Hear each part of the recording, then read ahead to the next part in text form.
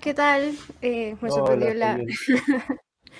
Sayuri. Bueno, gracias a todos los que se han conectado o se están conectando para verme a mí, a Alfonso Bermejo, que va a estar hoy día conmigo conversando sobre un poco las propuestas económicas bien polémicas que se han estado discutiendo en el marco de esa segunda vuelta presidencial. Mi nombre es Sayuri Andrade, bueno, soy antropóloga. En realidad, ese esfuerzo es un esfuerzo para poder discutir, conversar, debatir con evidencia, con información, con argumentos, porque en realidad mucho de lo que se ha visto en esta campaña ha sido la proliferación de fake news, de virales con que, en fin, nos vamos a convertir en Venezuela probablemente en, no sé, en un par de meses. Y cada propuesta económica, en lugar de abrir el espacio para la discusión sobre su viabilidad o sobre algún tipo de camino hacia el cambio, es cancelada inmediatamente con o es chavista o es, no sé, en fin, nos vamos a convertir en Venezuela. Entonces, nada, sin más preámbulo, agradecerles que se conecten. Este es un experimento, es el primer programa que vamos a transmitir junto con Rosa María Valle, que es la que está encargándose de la producción audiovisual. Tenemos la idea no solamente de generar espacios de conversación, sino también más adelante generar contenido visual y también para poder difundirlo en redes, ¿no? Entonces, vamos a ver, ahí está Alfonso que nos acompaña. No sé si ya nos puedes ver o ya lo pueden ver. Ahí está. Hola Ahí Alfonso, ¿cómo está. estás? Hola, Sayuri, ¿cómo estás? Bien, Un bien. saludo a todos los que están conectados. Gracias, gracias por aceptar. No, gracias por la invitación, más bien.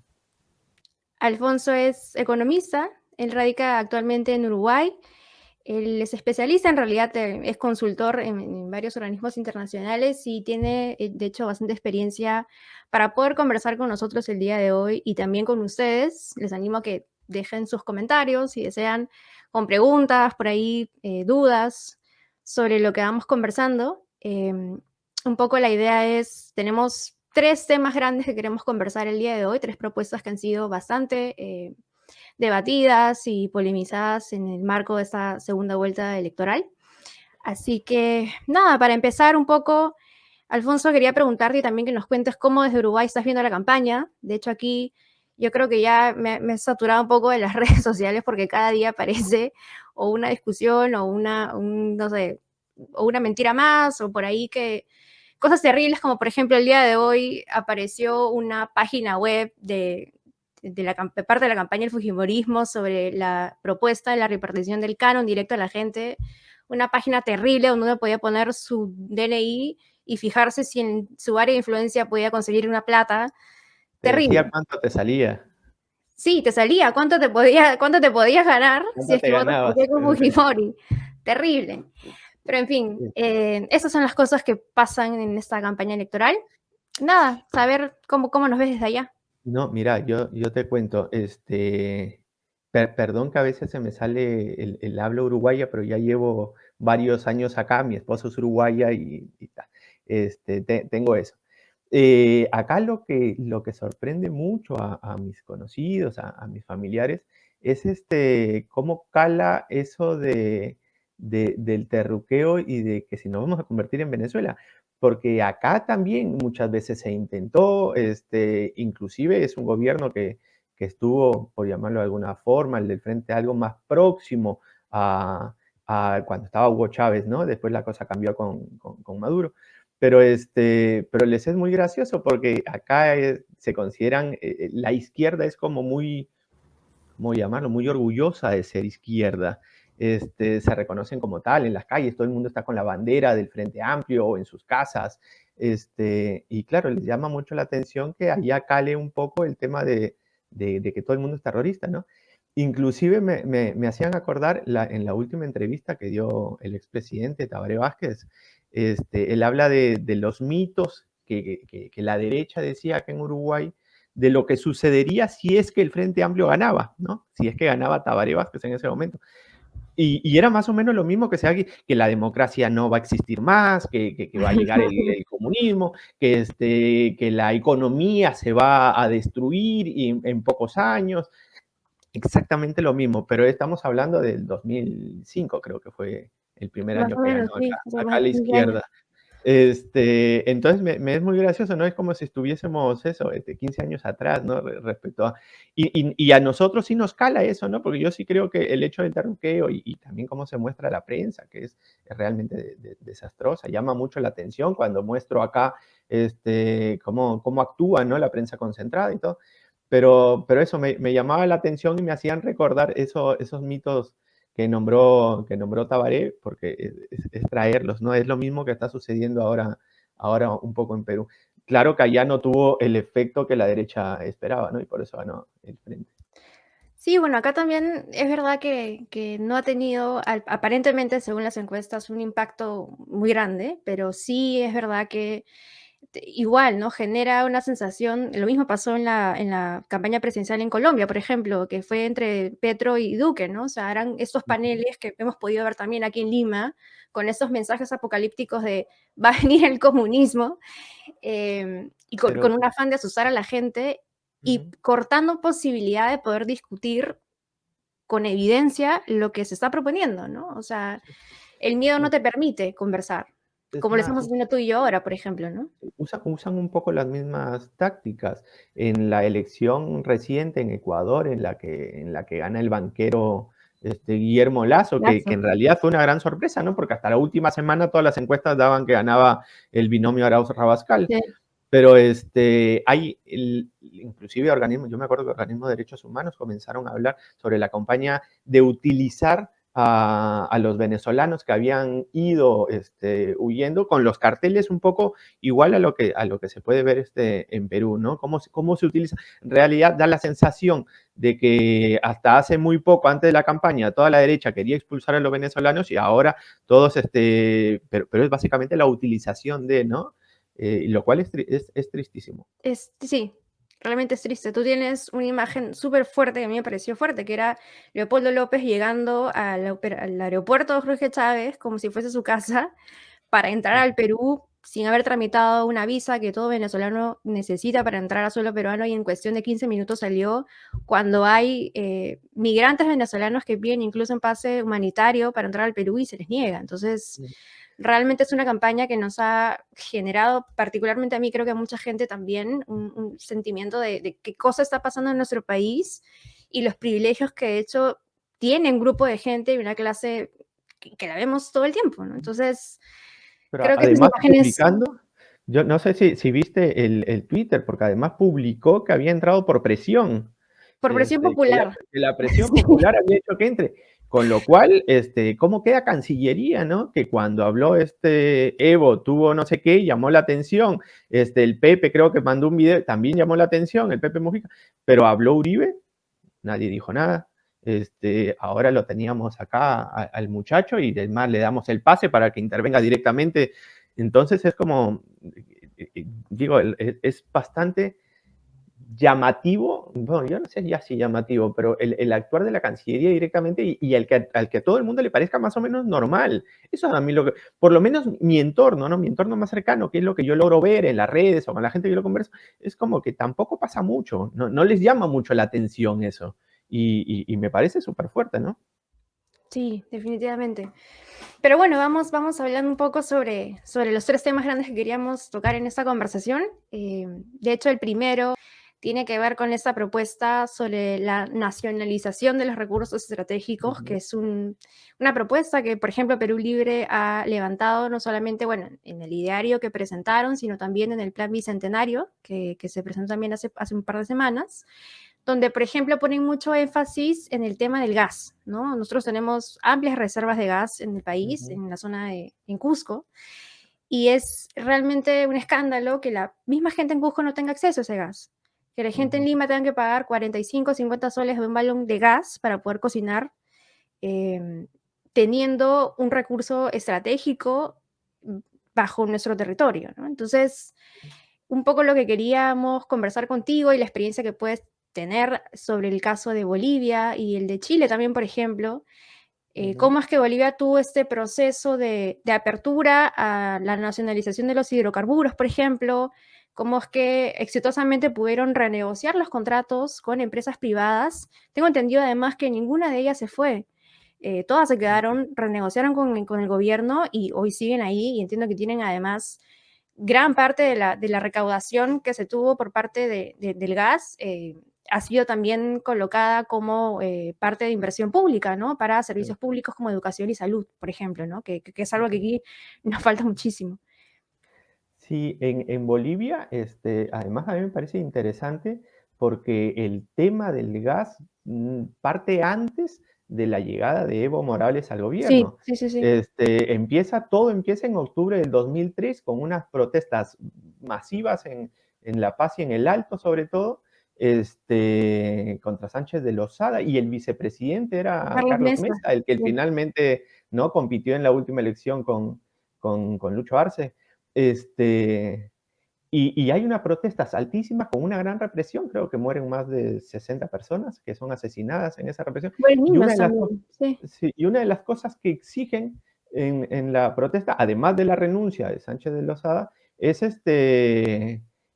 es que se haga un referéndum para decidir sobre el gas, porque la protesta también partía sobre la exportación del gas. Es decir, Bolivia no tenía gas, se exportaba y además había un tema de la exportación a través de Chile. Y bueno, la Ujú. relación no estaba en eso. Entonces, cuando se inician las protestas y hay la represión, finalmente Sánchez de Lozada abandona el país, sube Carlos Mesa y en el 2004 él decide convocar al referéndum, que creo que fue el 18 de julio, si no me equivoco, pero fue en julio seguro.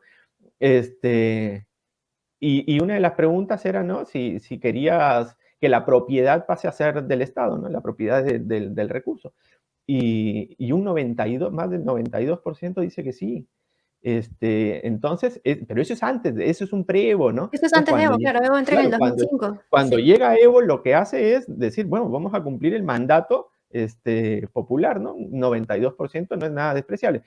Entonces lo que se hace es eso, ¿no? Se dictan ciertas normas, se renegocian los contratos, en algunos casos se compra el 100% de las acciones ¿no? Para que pase a yacimientos petrolíferos fiscales de Bolivia, ¿no? La empresa estatal, y en algunos casos es mixto, solo que con mayoría del accionariado Ujú. de la empresa estatal, ¿no? Una de las cosas más relevantes, creo yo, fue eso, ¿no? El que se puso un impuesto del 50%. Finalmente, ¿no? Se puso un impuesto directo, que era, creo, del 30 y tantos más lo que ya existía, llegaron al 50% como mínimo. Es un Y montón, que sí. en los llamados megacampos llegaba a ser del 82%, el impuesto. Lo cual claro, eso implicaba con un precio de los hidrocarburos en alza, eh, que unos ingresos para el Estado bastante interesantes, ¿no? Que, como decías, al final sirvió para invertir en los sectores sociales, ¿no? Sobre todo en educación y salud. Este, que es más, después podemos ver si quieres un poco, creo que por algún lado tengo los datos, cómo disminuye la pobreza en Bolivia, ¿no? A partir de, qué sé yo, en el 2000, si no me equivoco, en el 2000 estaba por encima del 60% de la pobreza en Bolivia, según Banco Mundial, y al 2019 la pobreza era menor, estaba en 19 punto tanto, mientras que en Perú en el 2000 era 40 y cerca de 50, 10 puntos menos que Bolivia, y la pobreza en el 2019, según Banco Mundial, era creo que 0.4% o 0.4 puntos porcentuales por encima de la de Bolivia. O sea, Bolivia había reducido mucho más la pobreza y muchas de las cosas o de lo que se explica es que es gracias a los ingresos que se tuvo de la Que se generaron nacionalización otra vez. o de la Ujú. renegociación de los contratos, ¿no? Y lo que tú dices también es interesante porque estaban las grandes empresas, ¿no? Estaba Exxon, qué sé yo, inclusive estaba Graña y Montero ahí.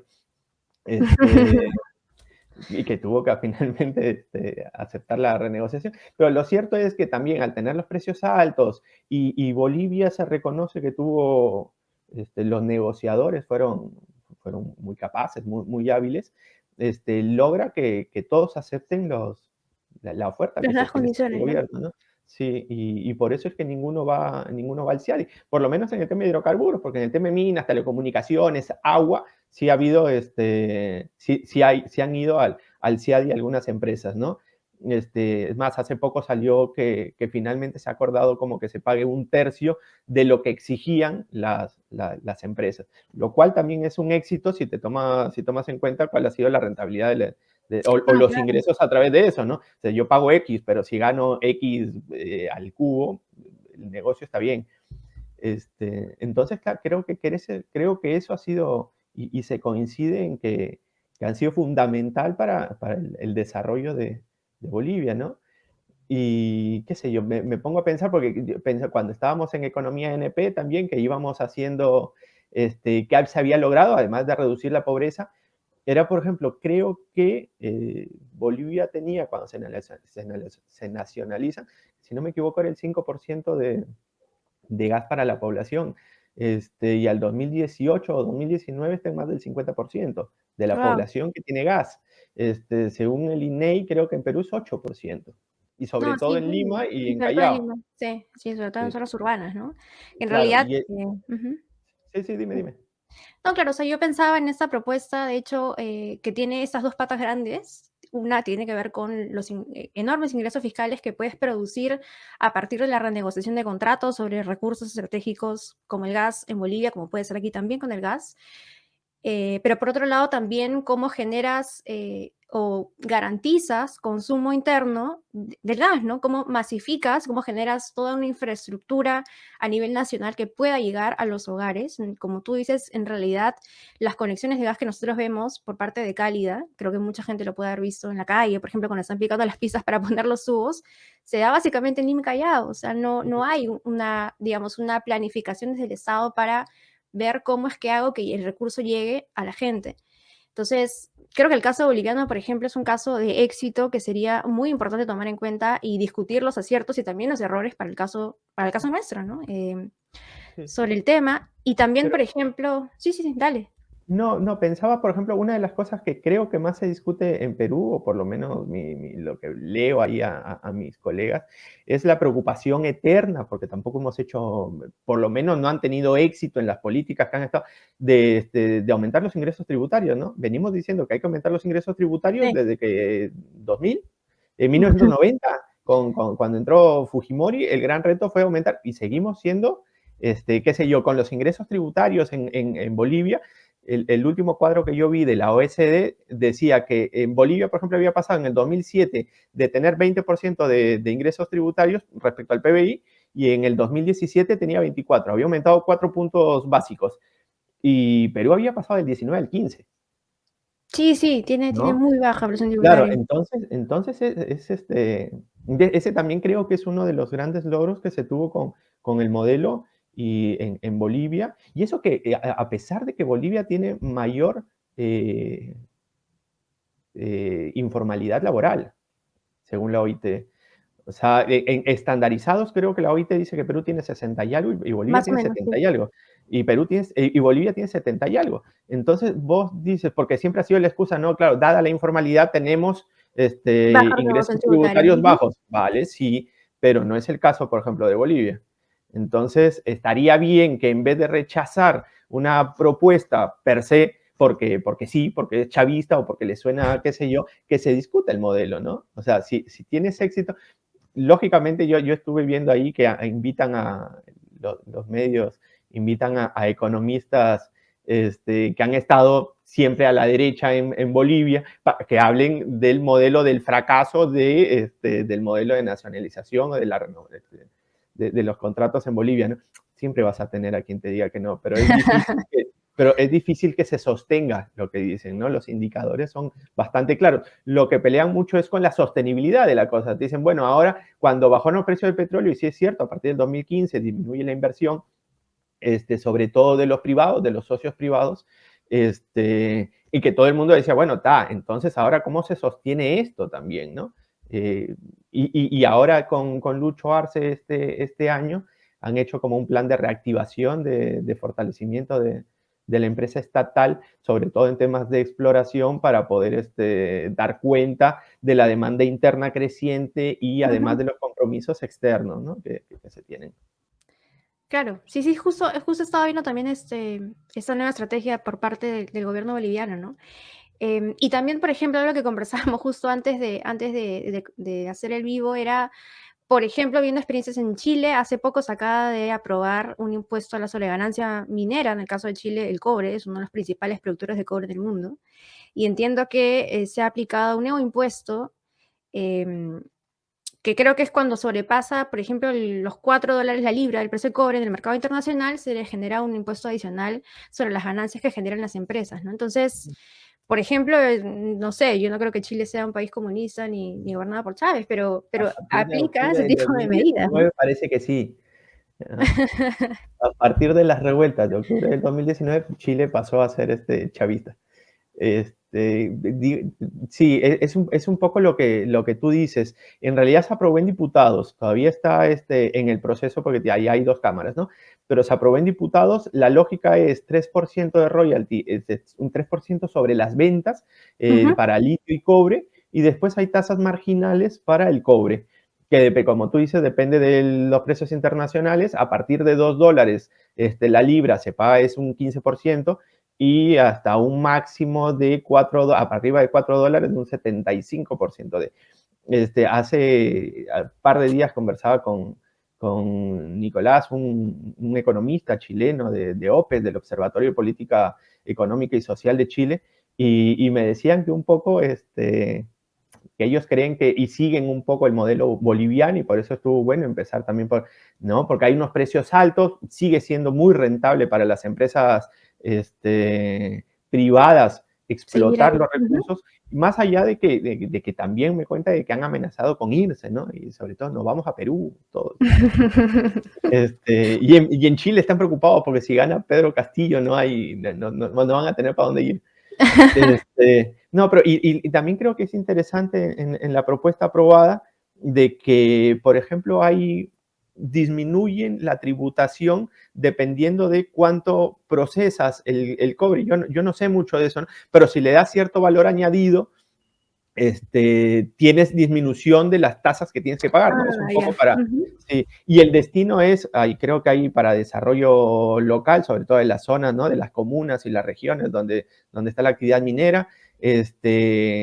Hay incentivo a la ciencia, ¿no? Hay un porcentaje que se destina a la ciencia, hay otro porcentaje que se destina a un bono universal, mientras dure el estado de emergencia, que es interesante porque además, no sé si viste la noticia, el gobierno chileno que nadie puede decir que es chavista Piñera, ¿no? Porque ahí sí ya pagamos y nos vamos. Aprobó 11.000 millones de dólares Bueno, sí. en créditos blandos y en bonos, ¿no? Es más, el bono para el 90% de la población, solamente el 10% más rico queda afuera. Y imagínate, eso sí es universal en serio, ¿no? Al 90%, y el bono es es la línea de pobreza, no es por abajo es cuánto es la línea de pobreza, bueno, ese es el bono. Y inclusive hay ciertas voces que dicen, bueno, pero eso no es suficiente, porque eso lo plantean para junio, creo que es junio, julio y agosto, y dicen, pero con un salario No, claro, no, no va a salir. no viven los 3 meses. Entonces, ¿qué se hace, no? Pero inclusive con todo eso, yo me acuerdo que cuando desde Nuevo Perú se presentó lo de los dos bonos Sí, claro. desde Economía NP, tuvimos que sacar a fundamentar con cuadros y todo que la propuesta era Con viable. cifras, ¿de dónde se va a sacar la plata? Sí, sí, sí. Y me acordé ahora porque hay una lluvia de millones ahí con Lucho Carranza, ¿no? No, Este, que además, incluso, claro, Keiko Fujimori dijo ayer en el debate que va a entregar el dichoso bono oxígeno, que eran 10.000 soles por cada familia que ha perdido un familiar por la pandemia, que hoy lamentablemente son más de 180.000. Y hoy mm, día Luis Carranza ha dicho, no, en realidad no es un bono, es un préstamo. sí, Es un sí, préstamo de 10.000 soles para las personas sí, que sí. puedan pagar sus deudas o comprarse nuevamente sus carros. Y O sea, dice a mí me que en cuotas, pareció, en largas cuotas, porque ni siquiera habló de las tasas, creo, ¿no? Dijo en cuotas. Sí, o sea, que te van a prestar 10, además que todo eso, ¿no? Lo trágico que es, te van a dar 10.000 soles y vas a terminar pagando 17. Entonces es realmente es no, una es estafa, ¿no? desastroso. O sea, me parece desastroso que en el afán del populismo de derechas, estén terminando sobre todo con los familiares de las víctimas, ¿no? Del COVID. No, terrible. Sí, sí, sí. Y ahora justo que estábamos hablando un poco de cómo generar mayor recaudación tributaria, una de las propuestas que también resultaron ser bastante polémicas, sobre todo en la primera vuelta, ¿no? Que lo propuso Verónica Mendoza, que también la acribillaron de preguntas de dónde iba a sacar la plata, es el impuesto a las grandes fortunas. Ujú, En realidad, como tú ya habías mencionado, el Perú tiene muy baja recaudación, muy por debajo del promedio de América Latina, según las cifras de la OCDE. Y una de las propuestas que se están colocando, ya no solamente lo dicen los de izquierda, sino incluso hasta el FMI y el Banco Mundial, sí, que es sí. que hay que ponerle un impuesto a las grandes fortunas. Entiendo que incluso en Chile se discutió en la Cámara de Diputados, no llegó a pasar, me parece, la En votación, diputados pasó, el presidente fue el que en, la... que la observó. Sí. Y entiendo que, por ejemplo, en Argentina y en Bolivia sí se ha aplicado con buenos resultados. Ujú, Y es definitivamente una discusión en el Perú pendiente porque además hace poco, recuerdo, no recuerdo la fuente, pero era una información que decía que durante la pandemia han aumentado el número de millonarios en el Perú, mientras que la pobreza ha crecido en un 50%. Entonces uno dice, ujú, ¿de qué estamos hablando? Y finalmente la pandemia la está pagando la clase trabajadora, la gente que ujú. menos poder adquisitivo tiene. Entonces, por ejemplo, sí quisiera que nos comentes las experiencias de Bolivia y Argentina, donde entiendo que han tenido muy buenos resultados con esas medidas, ¿no? Sí, a ver, yo, es más, quedé muy contento. Yo también vi ese gráfico de cómo habían aumentado las personas que más recursos tienen y mientras la pobreza no aumentaba en un 50%. Inclusive me gustó mucho que Hugo Ñopo lo planteó como algo necesario, el impuesto a la riqueza, que Sí, no sí, siempre me estoy de sorprendió. acuerdo yo con Hugo y me pareció genial. Creo que cada vez hay más consenso, ¿no? Nosotros hicimos un esfuerzo de sacar, aquí tengo como los datos, basándonos en un documento de Oxfam, que más o menos te calculaba cuántos millonarios habían en Perú. Sí, se basaba en el Wealth Report, pero más o menos se podía hacer un estimado, ¿no? Decía, por ejemplo, estimaban que al 2024 habrían 164, 60 millonarios. Eso es más de 100 millones Wow. de dólares, que era un poco la propuesta que pues, me llamó muchísimo la atención que tuviera tanta resistencia a la propuesta del Nuevo Perú cuando hablaban de eso, ¿no? De gente que tuviese patrimonio por encima de 100 millones de dólares, que no sé ni cuántos ceros tiene, ¿no? Entonces, que me preocupe yo de algo así. Hace poco yo vi la mediana de ingresos, que no es algo que se presenta en Perú, pero una compa de Economía NP la sacó y está en 500 y tanto la mediana de ingresos. O sea, la mitad del Perú gana por debajo de 500 y tantos dólares. Entonces nos estábamos preocupando por gente que tiene 100 millones, ¿no? Y que además era algo extraordinario, ni siquiera un impuesto como el que existe acá en Nada Uruguay o en permanente, Colombia. sí. Claro, un impuesto como tal, ¿no? Este era un aporte solidario, que se le llamó impuesto, tampoco sé por qué, ¿no? Pero era un impuesto. Y decíamos, mira, 164, 60 millonarios, 14 mil millonarios, o sea, gente que tiene más de 1.000 millones de dólares, estamos hablando de dólares, no de soles, y 275 que tienen más de 30 millones, o que tendrían más de 30. Ese es un estimado, como la metodología, no tengo idea, pero ese es el estimado. Y los cálculos que hacíamos a tasas creo que eran más o menos progresivas, entre 2 y Ujú. 3.5%, que son más o menos las que utilizó Bolivia o las que propuso Chile, nos daban una recaudación de cerca de 3.000 millones en dos escenarios, una un poco menos de 3.000 millones, un poco más, suponiendo la falta de camas UCI, la falta de medicina, la falta de oxígeno, la falta de todo, pues es fundamental. Lo que yo no entiendo es por qué existe tanta resistencia a eso, ¿no?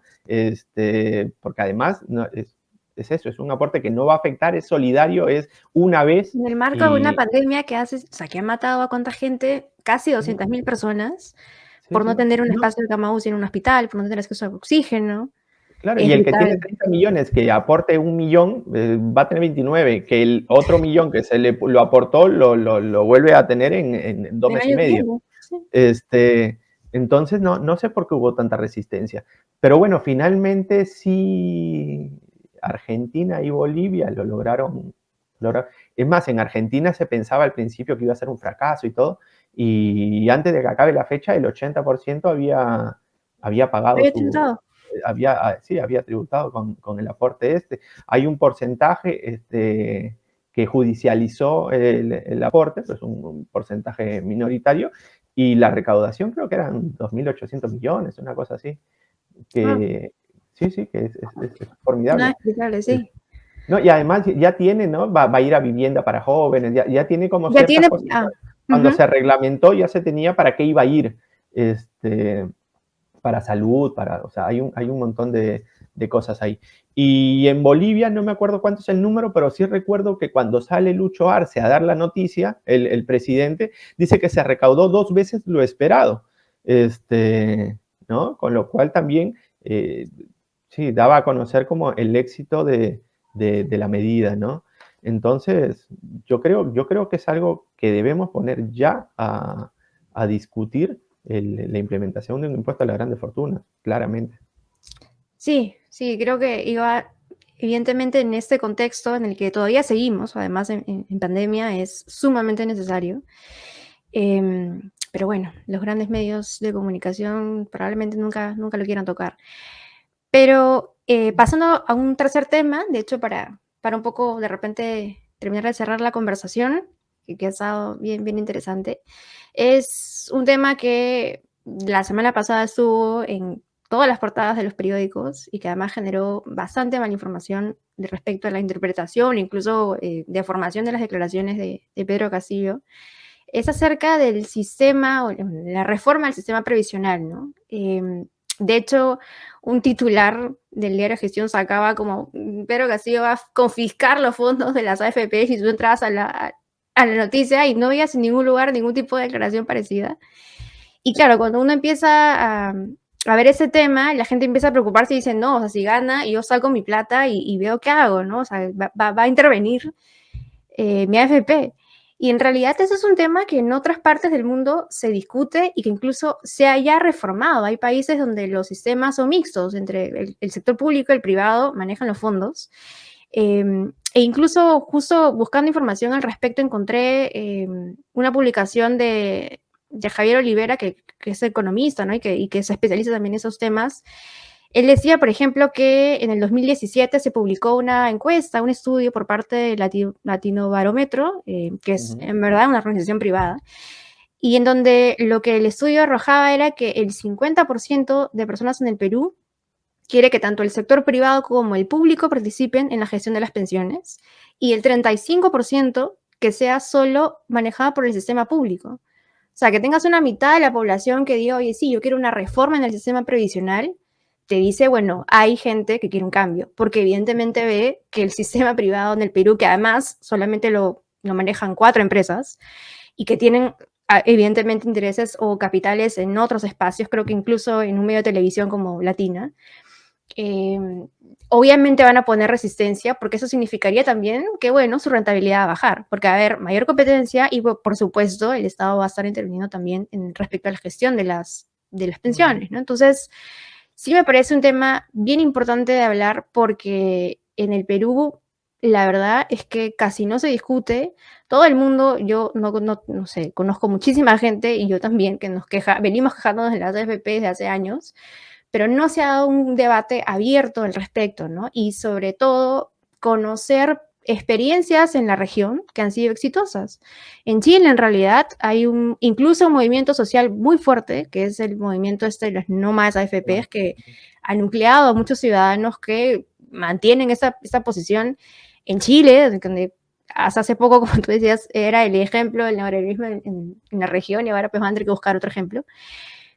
Pero me parece interesante que lo discutamos porque además entiendo que el Perú y Colombia solamente son los únicos países en América Latina donde el sistema público y el privado compiten entre sí.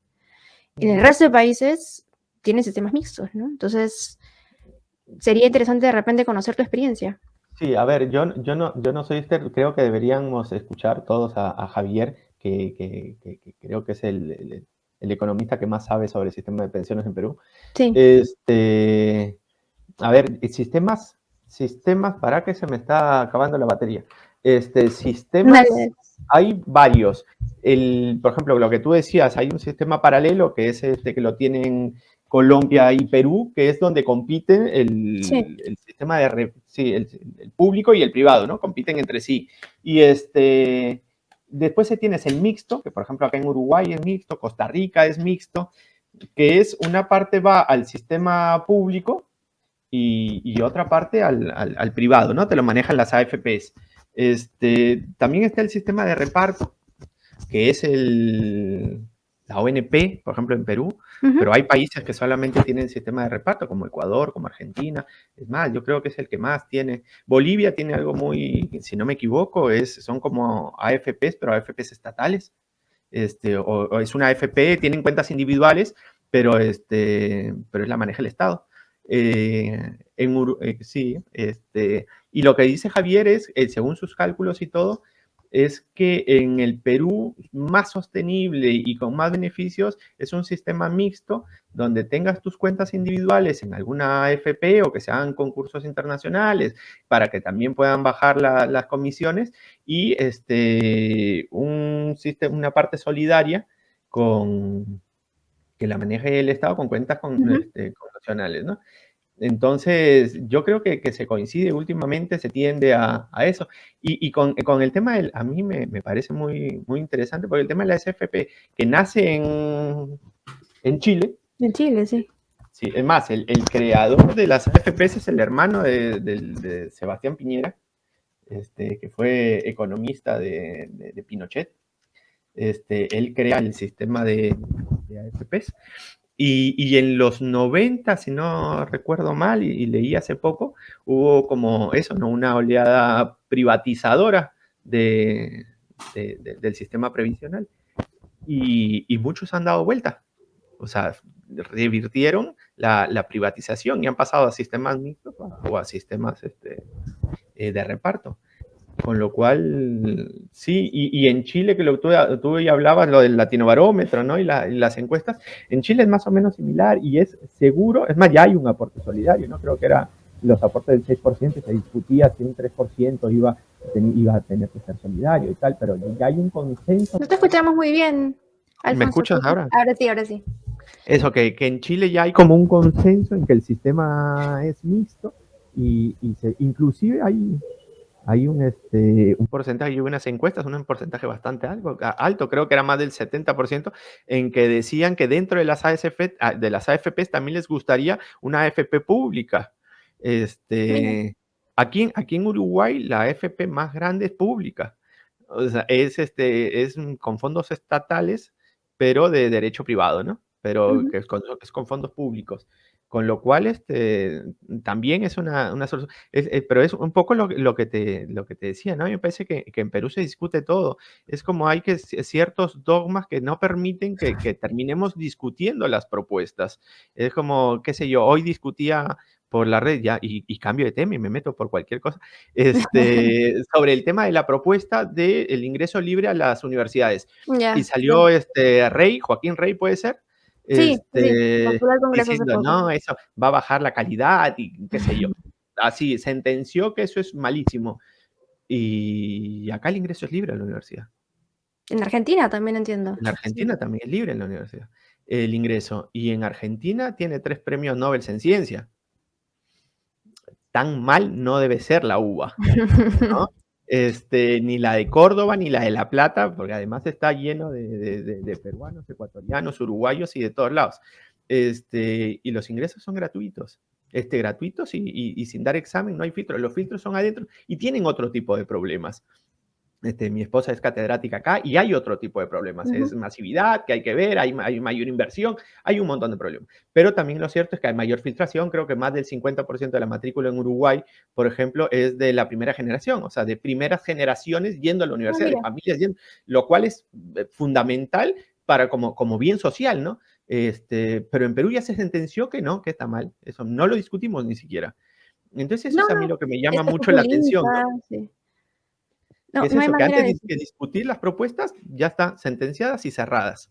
Entonces, no, claro, además no permite ver, digamos, si yo digo, es populista, es chavista, no funciona, no permite tampoco saber o balancear, ¿no? Mira, en ciertos países funciona, en ciertos no. Hay un problema enorme en el Perú respecto a la privatización de la educación que se dio además durante el gobierno de Fujimori, más allá que la Constitución diga que tenemos derecho al acceso a la educación. En el 92, 94 se generó este decreto legislativo 882 que lo que hacía era legalizar el lucro en la Ujú, educación. Y producto de ese decreto legislativo es que se abrió el mercado a las universidades y empresas y pues nació los Pepe Luna, los César Acuña, que han generado millones, porque además no pagan impuestos porque se dedican a la educación, pero en verdad es un negocio, estafando a la gente que llega a la universidad, evidentemente con una esperanza de poder tener un título y poder ejercerlo en el mercado y en verdad muchos de ellos son también primera generación de familias que van a la universidad y tienes una educación de pésima calidad. La SUNEDU ha tratado de hacer un trabajo que yo creo también tiene que revisarse. Acá no puedes revisar nada, porque si dices hay que revisar la SUNEDU o cómo está actuando, te dicen, no sé, no hay manera. Entonces, yo creo que en el Perú tienen que empezarse a discutir esas cosas. Yo creo que una de las... de lo bueno de esta campaña, a pesar de lo polarizante que ha sido, es que se ha abierto el debate, ¿no? Y entonces aquellas cosas que consideraban como sacrosantas y cerradas a la discusión se han abierto.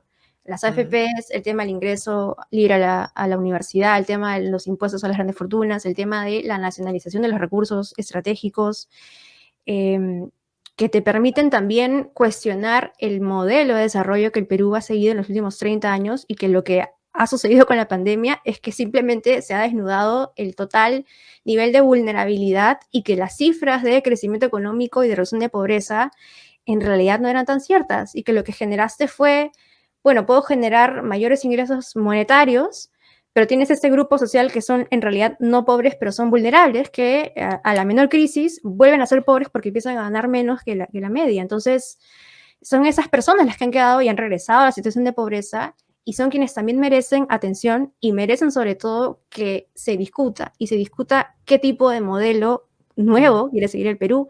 Chile lo está empezando a hacer y creo que genera también un camino que podríamos tomar acá para sentarnos y hablar de estas cosas, ¿no? Creo que es saludable, sobre todo la Mm. propuesta de nueva asamblea constituyente, por ejemplo, para replantear un nuevo pacto social, porque justo ahora veía que, por ejemplo, la gente criticaba que Pedro Castillo no sabe acaso que la Constitución sí dice que tenemos acceso a la educación, a la salud.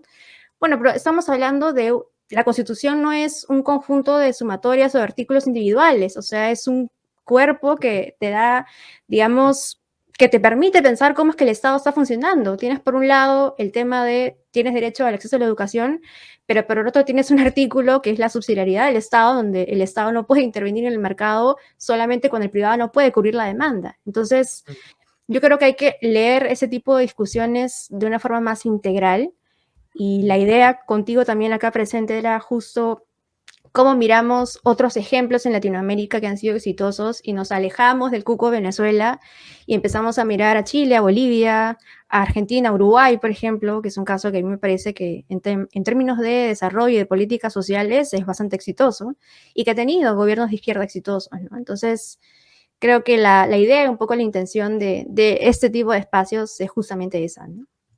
Sí, sí.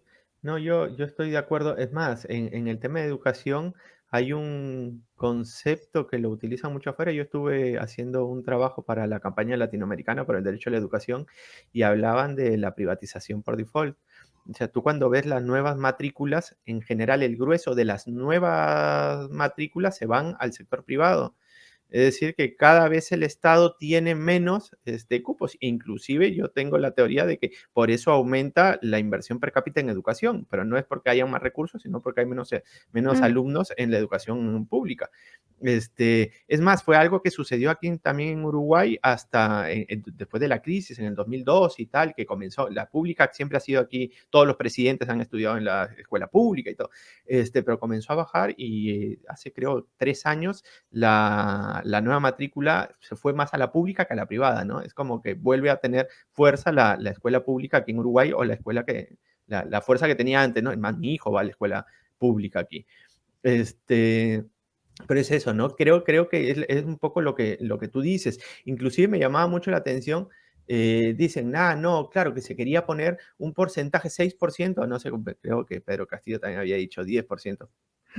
Pero 6% que era lo del Acuerdo Nacional, ¿no? El Acuerdo Nacional, corrígeme, fue en el 92. Sí, más o menos. Se había establecido un 6% del PBI en educación.